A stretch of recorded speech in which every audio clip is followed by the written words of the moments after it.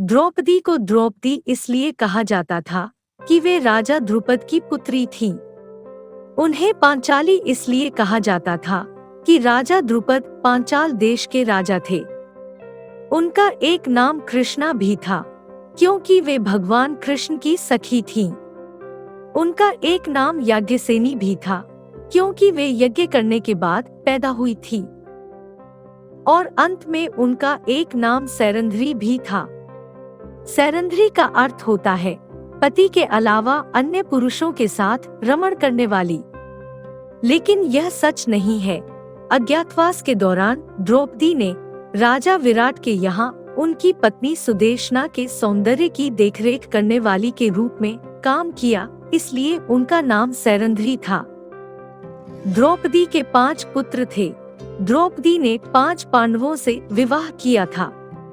समय समय पर वह 5 पतियों के साथ रमण करती थी। द्रौपदी ने एक वर्ष के अंतराल से 5 पांडव के एक पुत्र को जन्म दिया। इस तरह द्रौपदी के 5 पुत्र थे।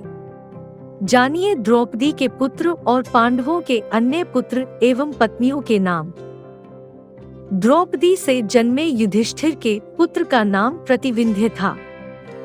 द्रौपदी से जन्मे भीमसेन से उत्पन्न पुत्र का नाम सुतसोम था। द्रौपदी से जन्मे अर्जुन के पुत्र का नाम श्रुतकर्मा था। द्रौपदी से जन्मे नकुल के पुत्र का नाम शतानीक था।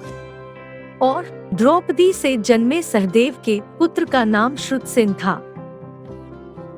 युधिष्ठिर की दूसरी पत्नी देविका थी। देविका से धौधेय नाम का पुत्र जन्मा। 2 अर्जुन।